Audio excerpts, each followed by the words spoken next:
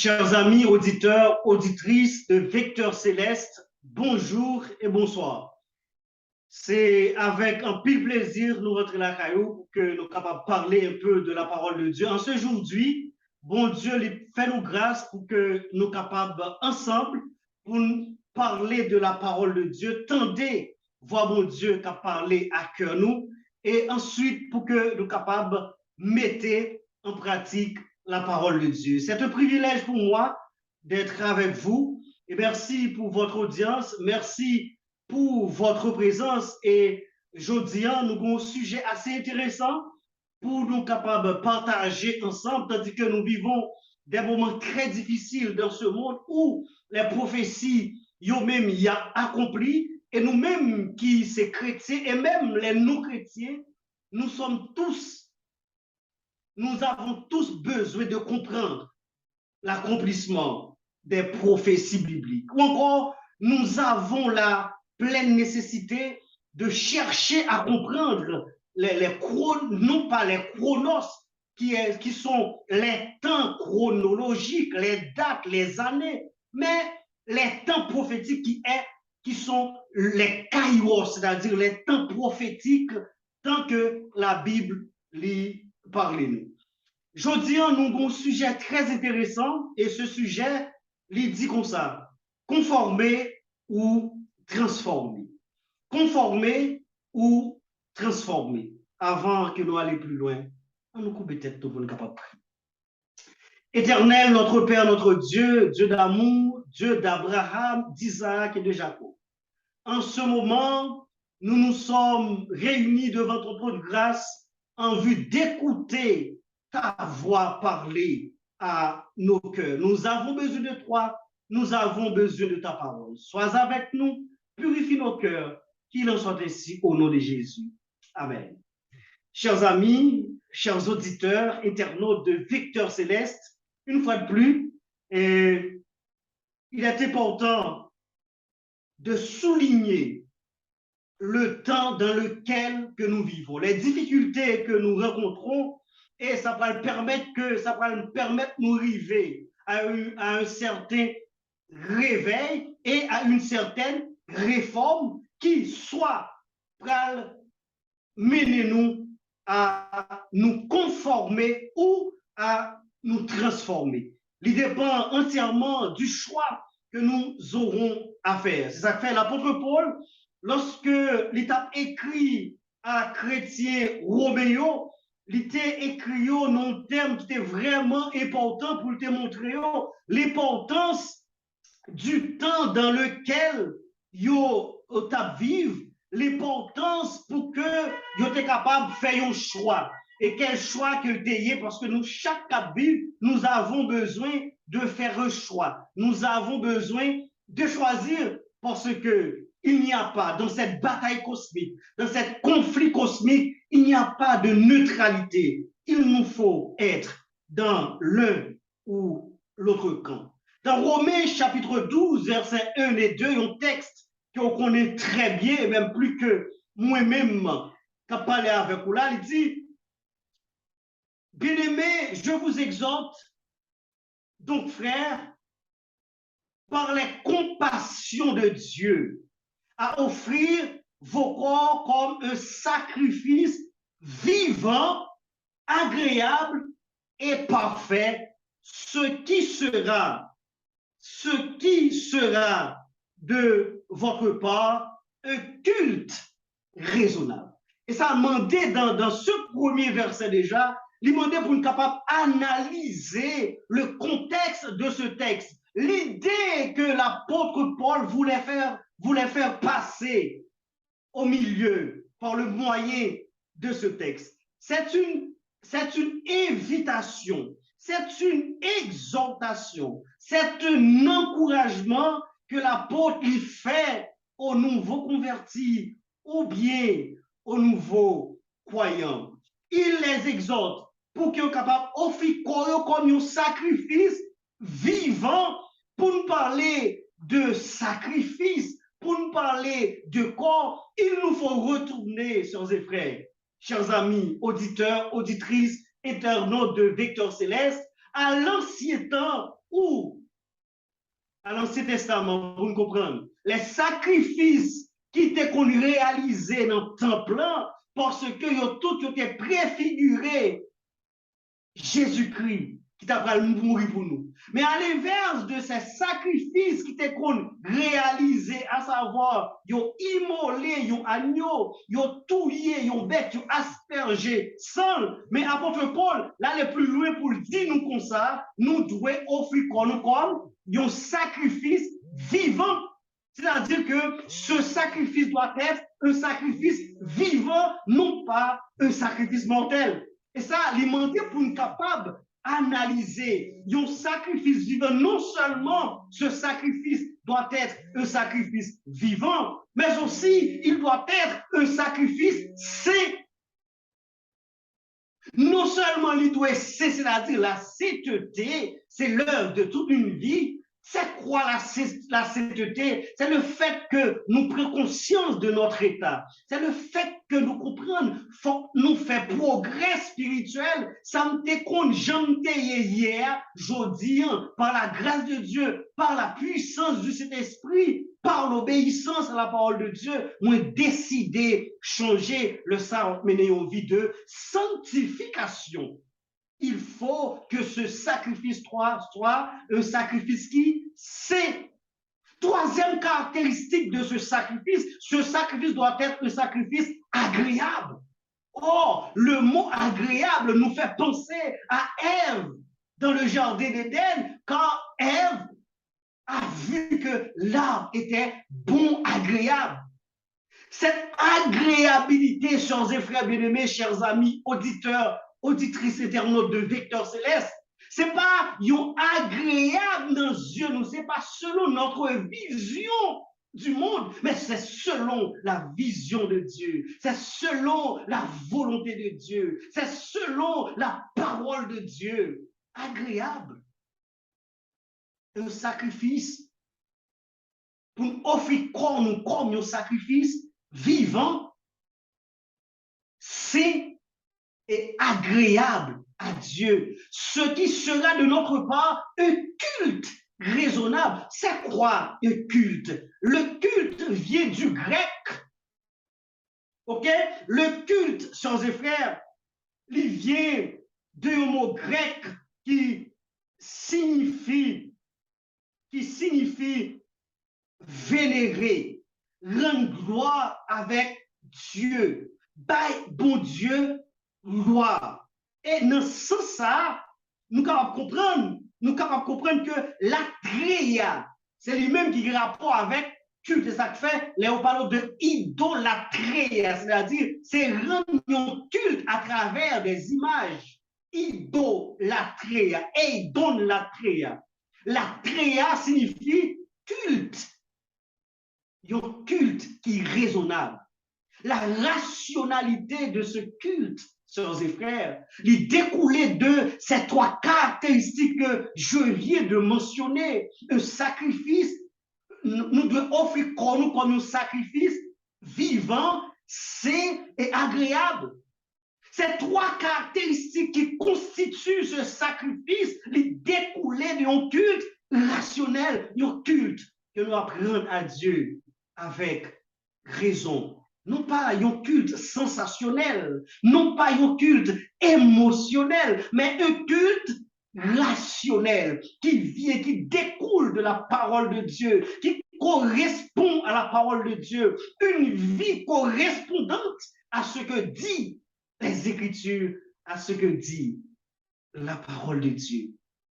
Je vous exhorte donc, frères, par les compassions de Dieu, à offrir votre corps comme un sacrifice vivant, agréable à Dieu, ce qui sera de votre part un culte raisonnable. Cette agréabilité n'est pas dépend de notre vision, mais elle dépend de la volonté de Dieu. Volonté de Dieu est différente de notre volonté. Si nous comprenons le jeune homme riche, lorsque, du point de vue culturel, du point de vue économique, du point de vue même religieux, il était correct du point de vue religieux. parce qu'il a presque observé les commandements. Mais du point de vue de la vision de Dieu, du point de vue pour l'être capable, agréable à Dieu, pensez le pas renouveler. Ça fait apôtre dit au verset 2, ne vous conformez pas au siècle présent, mais soyez transformés par le renouvellement de l'intelligence afin de discerner quelle est la volonté de Dieu, ce qui est bon, agréable et parfait. Waouh! Waouh! Ce qui est bon, agréable et parfait, pour nous capables d'arriver à ce niveau, faut que nous pas conformer nous au siècle présent, faut que l'esprit nous capable renouveler, faut que l'esprit nous capable renouveler à l'instar de Daniel qui était à Babylone, qui était déporté à Babylone. Daniel était à Babylone, mais Babylone n'était pas en Daniel. Daniel vivait à Babylone, mais Babylone ne vivait pas en Daniel. Sœurs et frères bien-aimés, il nous faut comprendre le temps dans lequel nous vivons. Le jeune homme riche, il n'a pas renouvelé l'intelligence, il n'a pas gagné une pensée qui est noble, il n'a pas gagné le royaume de Dieu dans sa pensée, il n'a pas renouvelé. En d'autres termes, ce jeune homme n'était pas transformé. Il était tout simplement se conformer au monde dans lequel il vivait, alors que sa rencontre avec Jésus demandait une transformation radicale, totale pour le changement de sa vie. De même, sœurs et frères, chers auditeurs, auditrices, internautes de Vecteur Céleste, nous avons besoin d'une transformation radicale pour que nous soyons capables de transformer, pour l'esprit nous, penser nous capables de transformer. Quand on parle de cœur, quand on parle de l'esprit théologiquement parlant, il s'agit de ce que nous savons de la parole de Dieu. Il s'agit de ce que nous apprenons de la parole de Dieu. Il s'agit de l'étude de la parole de Dieu. Il s'agit du témoignage que nous rendons par rapport à ce que Dieu a fait et fera pour nous. Sœurs et frères bien-aimés, il y a deux catégories seulement dans ce domaine. Si la qui a conformé à ce siècle, si la qui pas l'esprit renouvelé avec une autre catégorie qui a cherché la transformation. Et cette question est pour moi premièrement et ensuite pour vous. Dans quel camp êtes-vous? Qui compte au campé? Est-ce qu'on a un camp qui a cherché la transformation selon le texte de Romains 12, verset 2? Ou bien si là qui a cherché à se conformer à ce monde?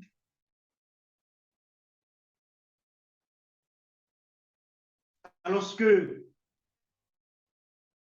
conseil moi pour vous-même, avec moi-même, en ce aujourd'hui, c'est pour que nous soyons capables de chercher la transformation. Seul moyen qui permet que nous rencontrer avec Jésus, seul moyen qui permet que nous ayons l'esprit qui transformé, même genre avec Marie, même genre avec Marthe. Marthe t'a conformé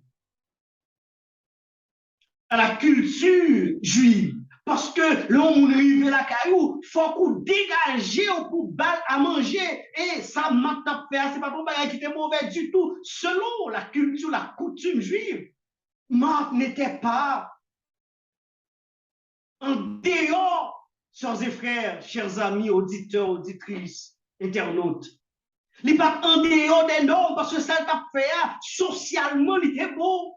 Mais Jésus a dit à Marc, Marie a choisi la bonne part qui ne lui sera jamais ôtée. Jésus pas dit Marthe ça l'a fait pas bon, mais il dit Marie choisit ça qui puis bon lorsque Marthe a cherché conformer. Il est bon pour nous comprendre, sœurs et frères. Nous pas besoin de chercher conformer nous. Même culte n'a rien mon Dieu, il faut qu'il soit capable, rationnel, parce que nous pas bail mon Dieu. C'est pas ça n'a bail mon Dieu qui est important, mais c'est ça n'a recevoir de Dieu qui est important.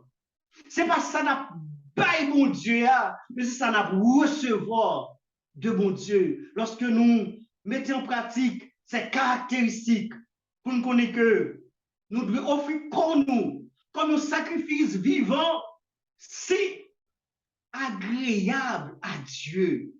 Le ça n'a un culte qui raisonnable, un culte qui rationnel, un culte qui chita selon la parole de Dieu, selon qu'il est écrit. L'essentiel, c'est pas ce que nous faisons, mais pour qui nous le faisons, sœurs et frères. L'essentiel, ce culte que nous apprenons, c'est pas façon nous chanter qui est plus important. C'est pas façon nous prêcher qui est plus important. C'est pas ça qu'on réaliser dans l'église, dans le champ missionnaire qui est plus important, mais c'est pour qui est soit fait. Qui est-ce qui a vu une gloire en retour? Est-ce que on va chercher la transformation? Est-ce que c'est bon Dieu qui a recevoir la gloire ou bien c'est vous-même qui a recevoir? L'essentiel, c'est pas ce que nous faisons, mais pour qui nous le faisons. Pour qui est-ce qu'on appelle? Alors que nous, dans un moment qui demande pour que nous soyons capables de réfléchir en nous-mêmes de façon très profonde pour nous connaître qui côté nous y est et qui côté nous voulons aller. Dans quel camp sommes-nous maintenant au moment où je vous parle, au moment où vous êtes en train d'assister à ce sermon, chers amis auditeurs? Dans quel camp êtes-vous? Êtes-vous dans le camp des conformés ou êtes-vous dans le camp des transformés? Alors que nous allons terminer sous peu ce message. Vécu pour matin, c'est que on t'a demandé, bon Dieu, l'esprit qui est renouvelé, une pensée qui est renouvelée pour être capable de transformer nous, pour dire, Seigneur, je veux un cœur nouveau, le baptême d'en haut, de feu, de foi, de charité, un cœur régénéré, humblement prosterné, Seigneur, devant ta majesté. Je viens à m'implorer la faveur d'un cœur purifié. Je veux un cœur nouveau, le baptême d'en haut, seul moyen pour nous transformer, seul moyen pour nous quitter cet état de conformisme, mais pour nous capables de traverser au camp des transformés. Que l'Éternel, dans son amour, dans sa miséricorde, qui nous donne à comprendre et à mettre en pratique, qui nous donne à comprendre que nous avons nécessairement besoin d'être transformés. Car le Seigneur lui-même a un signal donné à la voix d'un archange, au son de la trompette de Dieu. Les morts en Christ ressusciteront premièrement, et nous, les vivants qui serons restés, nous serons transformés à la rencontre de notre Seigneur Jésus-Christ. Cette transformation doit être commencée aujourd'hui même. Cette transformation, il doit commencer dans la vie, dans la vie, aujourd'hui même, car sans lui-même, nous ne pouvons pas, Seigneur. Sans cette transformation qui mène à la sanctification, nous ne pouvons pas, Seigneur. C'est pour bon Dieu garder nous. C'est pour le diriger. C'est pour le diriger la vie. C'est pour le donner un cœur nouveau. C'est pour être capable de régénérer nous, pour que nous soyons capables, aptes, pour nous tendre les paroles, pour nous sensibles à sa voix qui nous parle, sa voix qui nous parle à travers les leçons de l'école du sabbat, sa voix qui nous parle à travers des sermons, sa voix qui nous parle à travers des exhortations, pour nous capables de transformer. Et un jour, qui n'est pas trop loin, bientôt et très bientôt, même plus tôt que tard, il est pour venir chercher nous. Le ça va faire partie des transformés et non des conformés. Nous va gagner la vie. Qui va Jean Finel va dire, bon et fidèle serviteur, Tu as été fidèle en peu de choses. Viens, je te confie beaucoup. Rentre dans la joie de ton maître. Bonne et fidèle servante. Tu as été fidèle en peu de choses. Viens, je te confierai beaucoup. Que l'Éternel nous bénisse, qu'il nous garde, qu'il nous protège. Éternel, notre Père, notre Dieu, merci parce qu'en ce moment, vous permettez que nous apprenions que, à la lumière des exhortations de l'apôtre Paul, pour nous passer du camp des conformés, pour nous rentrer dans le camp des transformés, pour nous gagner la vie éternelle. Sois avec nous, purifie nos cœurs.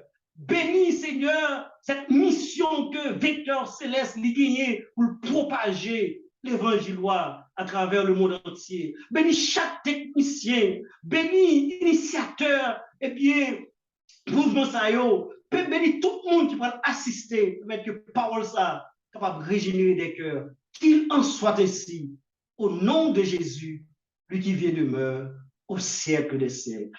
Amen. Amen. Amen. Okay.